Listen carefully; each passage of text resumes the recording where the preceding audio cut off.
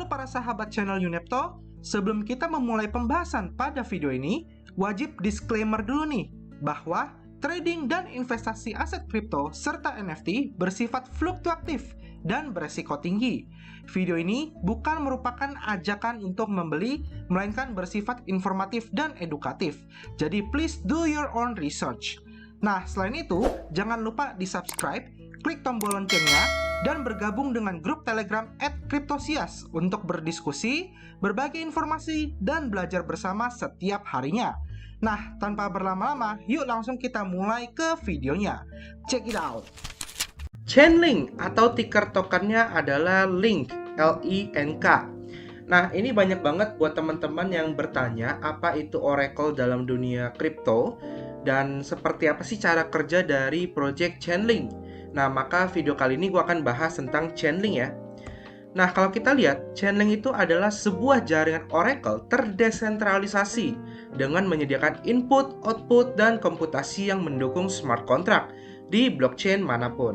Nah, Chainlink mengembangkan kapabilitas smart contract dengan memungkinkan aset ke data off-chain dengan menjaga keamanan dan reliabilitas yang melekat pada blockchain.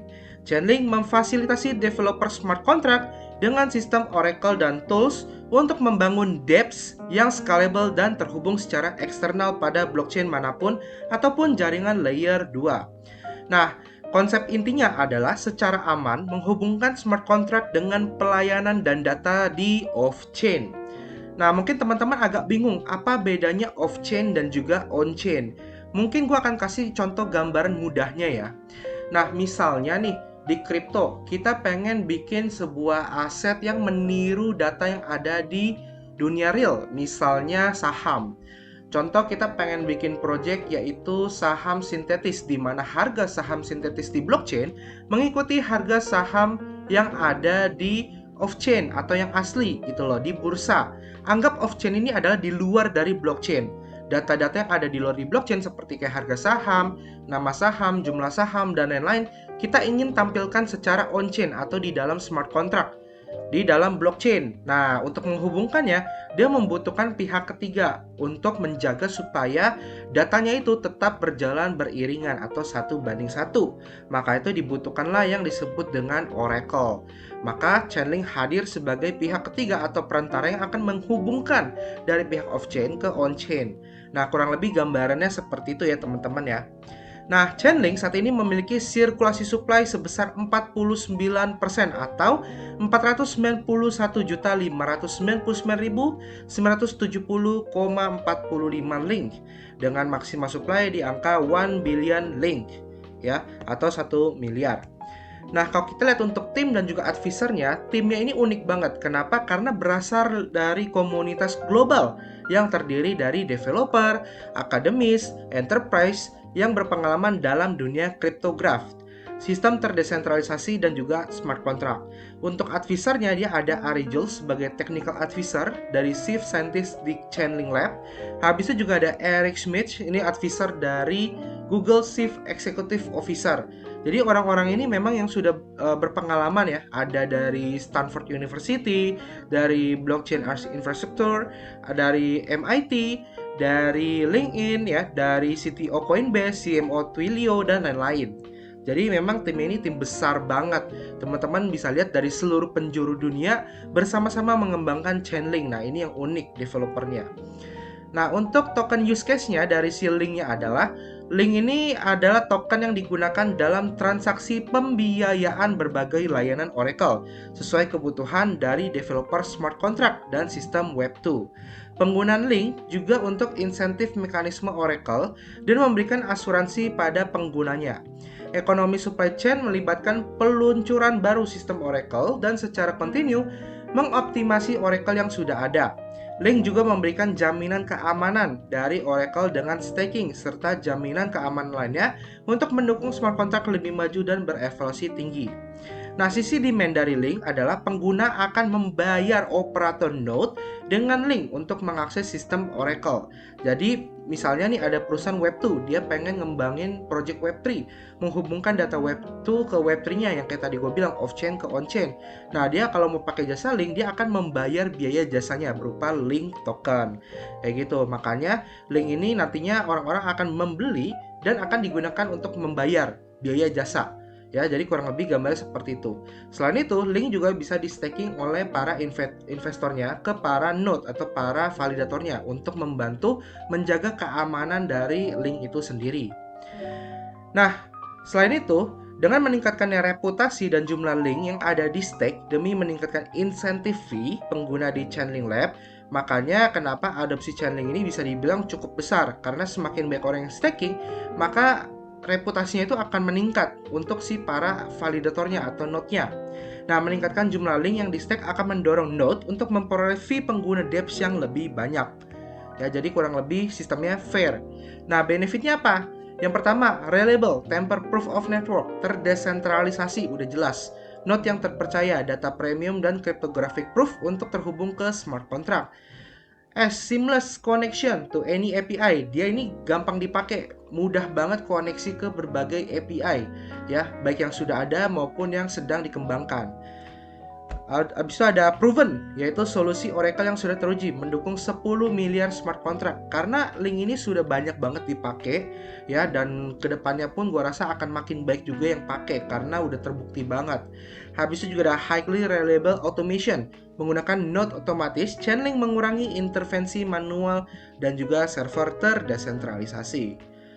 Nah, konsepnya kurang lebih seperti ini. Anggap yang real world data atau real world event itu adalah Web2 atau off-chain. Nah, dia pengen masuk nih ke blockchain nih, yang di tengah-tengah nih, any blockchain apapun itu. Nah, Chainlink akan berada di tengah-tengah yang akan membantu menjembatani Web2 ke Web3. Data feed architecture, basic request model. Chainlink menghubungkan smart contract dengan data eksternal dengan jaringan Oracle. Permintaan dari API, Chainlink akan ditangani 1:1 dengan sebuah Oracle. Habis itu juga ada decentralized data model. Data dapat dikumpulkan dari banyak Oracle. Nah, ini yang menarik. Jadi, Oracle itu kan datanya ada banyak nih, berbagai tempat nih. Nah, itu bisa dikumpulkan ke satu tempat. Gitu, dan akan diperoleh secara on-chain dari node Oracle independent. Habis itu juga ada off-chain reporting, dilakukan laporan off-chain di mana semua node berkomunikasi secara peer-to-peer. ETF dan forex feeds. Nah, ekuitas off-chain dan aset ETF hanya diperdagangkan ketika waktu market 9:30 AM hingga 4 PM ADT, Senin hingga Jumat, sehingga feed tidak dapat digunakan di luar waktu market. Aset forex dengan forex exchange hanya dapat ditransaksikan dari 5 PM ADT pada Minggu Sunday hingga 4 PM ADT Jumat. Beberapa mata uang juga dapat ditransaksikan sesuai waktu market lokal. Jangan gunakan feed di luar waktu market spesifik. Nah, ini bisa diimplementasi menggunakan Chainlink, ya, dengan sistem data feeds kayak gitu. Jadi kurang lebih dia akan menggunakan sistem yang disebut dengan proof of reserve feed, ya, karena dia akan mengikuti yang ada kayak gitu. Nah, habis itu fungsi-fungsi Oracle lainnya juga bisa digunakan sebagai NFT floor pricing. Jadi dia akan ngecek nih harga terendah atau memberikan informasi harga terendah yang terjadi dalam transaksi NFT tersebut tuh berapa gitu loh. Dan ini didukung oleh algoritma Coinbase Cloud dan infrastruktur Chainlink Oracle untuk menghilangkan outliner hingga ekstrim hingga menjaga feed agar resisten terhadap manipulasi market. Ya, jadi kurang lebih kayak gitu. Oracle juga bisa digunakan untuk lending dan borrowing, on-chain derivative, dynamic NFT, gaming guild, CeFi product, prediction market, dan lain-lain. Jadi masih baik banget. Habis itu dia juga bisa digunakan untuk sebagai protokol sequence untuk mengeksekusi transaksi di layer 2. Ya, jadi di layer 2 contoh kayak Polygon dan lain-lain itu udah pasti pakai Oracle dia karena untuk mengeksekusi transaksi yang terjadi di sana. Chainlink juga bisa digunakan untuk Ethereum Name Service atau domain, ya, kalau di Ethereum ya INS, dan juga bisa digunakan di domain-domain lainnya.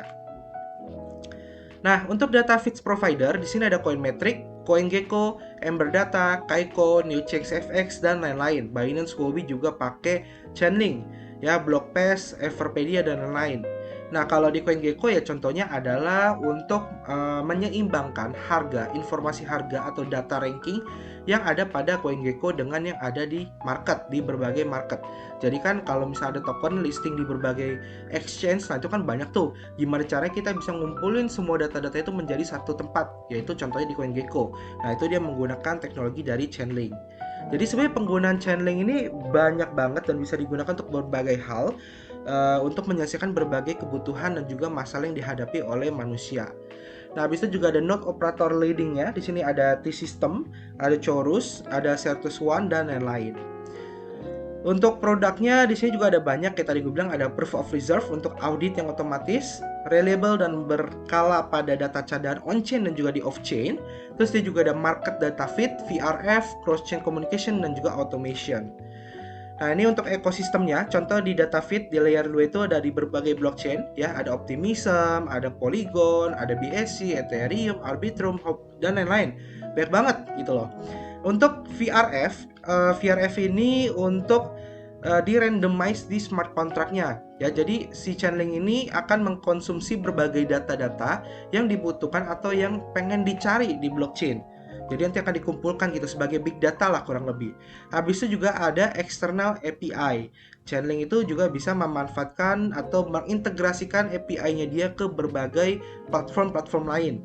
Ya contohnya misalnya nih, kalau teman-teman mungkin pernah pakai robot trading di luar Binance, terus harus connect API ke Binance. Nah, kurang lebih cara kerjanya fungsi API seperti itu untuk mengkoneksikan. Habis itu juga ada automate smart contract, ya. Jadi dia memang baik banget. Kalau untuk DeFi use case itu ada lending dan borrowing. Contohnya Avi, Compounding, Trader Joe itu mereka pakai Chainlink ya. Habis juga ada stablecoin, ada liquidity, Fei protocol, Ampliford.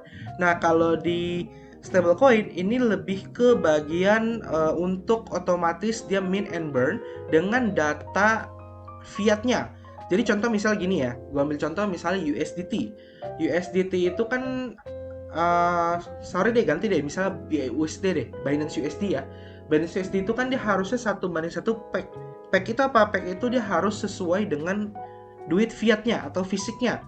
Misalnya saat itu di bank duit USD-nya ada $1 juta misalnya ya, misalnya.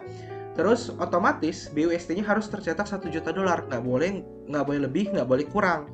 Nah, tapi kalau misalnya tiba-tiba di bank tersebut ditambah 1 juta lagi jadi 2 juta, berarti yang di on-chain, yang BUSD-nya, itu kan harus secara otomatis tercetak menjadi 2 juta.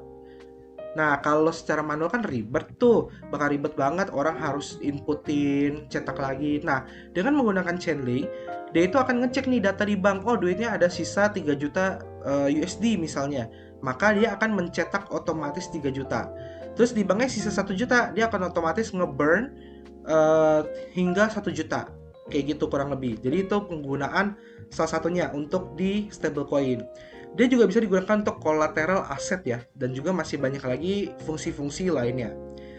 Nah, habis itu juga ada option dan features. Ini untuk memastikan solvabilitas platform dengan secara dinamis, mengatur tingkat funding rate dan menyelesaikan perjanjian. Ini ada di DYDX, Lyra, dan juga Teles. Habis itu ada mirror asset, menghasilkan versi bayangan dari aset nyata dan aset on-chain dengan collateral on-chain dan price feed. Ini ada di Synthetic, Opium, dan lain-lain. Dan juga ada asset management, ada di Visor, Nexus, Mutual. Jadi di bagian keuangan pun juga digunakan.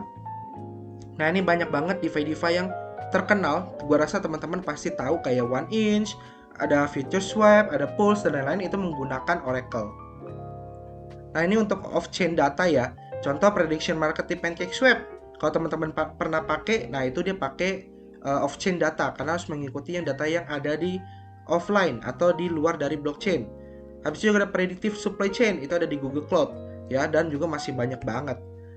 Nah, ini untuk enterprise-nya, dia ada System, Nexus, Swisscon, dan juga Accurewither. Juga ada Ensuro, Etherstick, Arbor, dan lain-lain ya. Nah, ini untuk channeling di NFT dan GameFi. Nah, sebenarnya channeling pun bisa digunakan dalam dunia game. Malah gue rasa kalau dunia game off-chain yang ingin dijadikan on-chain, itu wajib pakai Oracle sih. Itu wajib banget. Kenapa? Karena untuk mempermudah pengacakan mint NFT, serta distribusi dan verifikasi kelangkaan. Mengacak parameter game, mulai dari karakter hingga map dan segala di dalamnya, untuk memberikan pengalaman yang tidak terprediksi. Habis juga ada memberikan lucky draw yang adil, yang fair, memberikan alokasi loyalty reward, proses yang trustless, dan lain-lain. Jadi kalau teman-teman pengen gamenya fair, ya harus pakai Oracle sih. Jadi kurang lebih ini bakal enak banget gitu loh untuk pengembangan dari game tersebut. Nah, ini untuk social impact project. Ini ada UNICEF, ada UNESCO, Self-Care, Acre Afrika, di Climate, Health Trends, dan lain-lain. Nah, ini fungsinya apa kalau menggunakan Chainlink? Ya untuk transparansi data sih. Jadi biasanya kalau dunia sosial itu kan ada aja pasti yang tidak jujur, tidak transparan. Kalau kita pakai Chainlink, pakai blockchain, ya itu akan jauh lebih baik, akan jauh lebih transparan seperti itu. Nah, ini untuk climate companies, ada Chorus, ada Floatlike, ada Hyperhand. Nah, ini untuk sosial medianya, teman-teman bisa join ke grup Discord-nya Chainlink ya untuk mendapatkan informasi update terbaru tentang Chainlink. Terus juga ada Telegramnya, dia ada Twitter, YouTube, dan juga GitHub. Tapi gue utamain Discord aja, karena update terbaru itu Project Crypto sebenarnya lebih enak dan lebih jelas itu di Discord. Nah, selain itu, gue juga dapat info bahwa nantinya teman-teman kalau punya token link ini tuh bisa di staking nanti di official netnya si Chainlink.